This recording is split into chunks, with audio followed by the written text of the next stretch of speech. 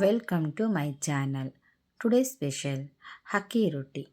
ಬೇಕಾದ ಪದಾರ್ಥಗಳು: ಈರುಳ್ಳಿ, ಕೊತ್ತಂಬರಿ ಸೊಪ್ಪು, ಸಬ್ಬಕ್ಕಿ ಸೊಪ್ಪು, ಉಪ್ಪು, ಹಸಿರು ಮೆಣಸಿನಕಾಯಿ, ಅಕ್ಕಿ ಹಿಟ್ಟು, ಕಡಲೆಬೇಳೆ, ತೆಂಗಿನಕಾಯಿ ತುರಿ, ಇದಕ್ಕಿದ ಅವರೆಬೇಳೆ, ಜೀರಿಗೆ, ಕ್ಯಾರೆಟ್. ಮಾಡಲು ಎಣ್ಣೆ. ಮಾಡುವ ವಿಧಾನ: ಮೊದಲಿಗೆ ಒಂದು ಪಾತ್ರೆಯಲ್ಲಿ 1 ಲೋಟದ ಅಳತೆಯಷ್ಟು ನೀರನ್ನು ಹಾಕೋಣ. 1 ಬಟ್ಟಲು ಇದಕ್ಕಿದ ಅವರೆಬೇಳೆಯನ್ನು ಸೇರಿಸಿ 5 ನಿಮಿಷ ಬೇಯಿಸಿಕೊಳ್ಳೋಣ.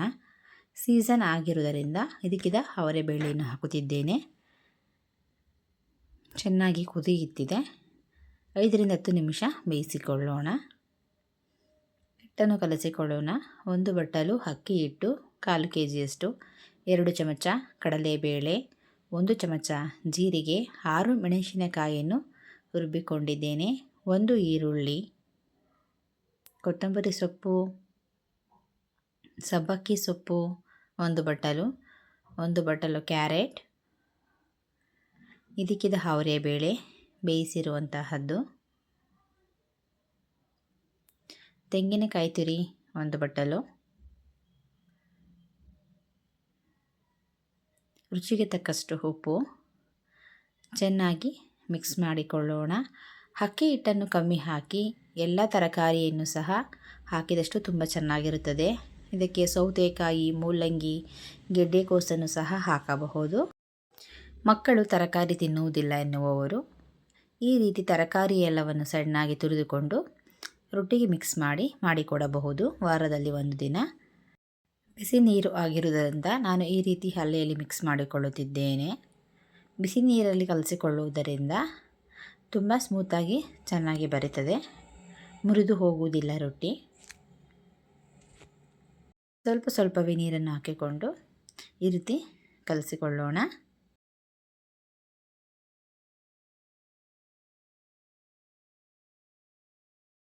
ತಣ್ಣಗಾದ ನಂತರ ನಾನು ಈ ರೀತಿ ಕೈಯಲ್ಲಿ ಚೆನ್ನಾಗಿ ಕಲಸಿಕೊಳ್ಳುತ್ತಿದ್ದೇನೆ.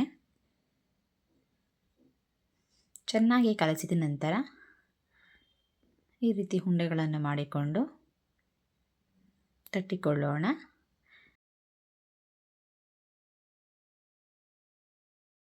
ನಾನಿಲ್ಲಿ ಕಾಟನ್ ಬಟ್ಟೆ ಮೇಲೆ ತಟ್ಟಿಕೊಳ್ಳುತ್ತಿದ್ದೇನೆ. ಬಾಳೆ ಎಲೆ, ಬಟರ್ ಪೇಪರ್ ಮೇಲೂ ಸಹ ತಟ್ಟಬಹುದು. ರೊಟ್ಟಿಯನ್ನು ಆದಷ್ಟು ತೆಳುವಾಗಿ ತಟ್ಟಿಕೊಂಡರೆ ತಿನ್ನಲು ತುಂಬ ಚೆನ್ನಾಗಿರುತ್ತದೆ.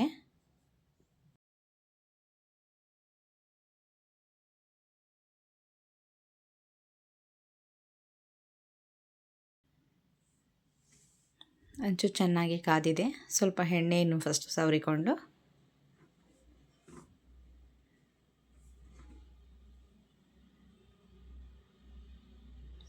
ತೇವದ ಕೈಯಿಂದ ಈ ರೀತಿ ಪ್ರೆಸ್ ಮಾಡಿದರೆ ಅಂಟಿಕೊಳ್ಳುವುದಿಲ್ಲ. ಚೆನ್ನಾಗಿ ಹೀಗೆ ಬರುತ್ತದೆ, ನೋಡಬಹುದು. ಸ್ವಲ್ಪ ಎಣ್ಣೆಯನ್ನು ಮೇಲೆ ಹಾಕೋಣ.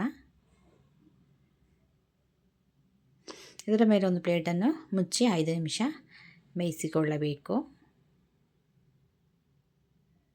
ಹಬೆಯಲ್ಲಿ ತುಂಬ ಚೆನ್ನಾಗಿ ಬೆಂದಿರುತ್ತದೆ.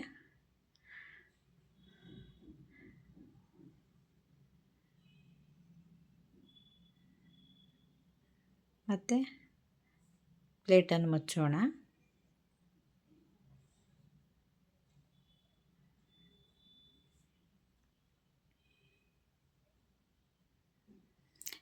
ಪ್ಲೇಟ್ ತೆಗೆದ ನಂತರ ಈ ರೀತಿ ಚೆನ್ನಾಗಿ ಬೇಯಿಸಿಕೊಳ್ಳಬೇಕು 1-2 ನಿಮಿಷ. ಇಲ್ಲಾಂದರೆ ಹಸಿ ಸ್ಮೆಲ್ ಬರುತ್ತದೆ. ಚೆನ್ನಾಗಿ ಬೆಂದಷ್ಟು ರೊಟ್ಟಿ ತಿನ್ನಲು ತುಂಬ ಚೆನ್ನಾಗಿರುತ್ತದೆ.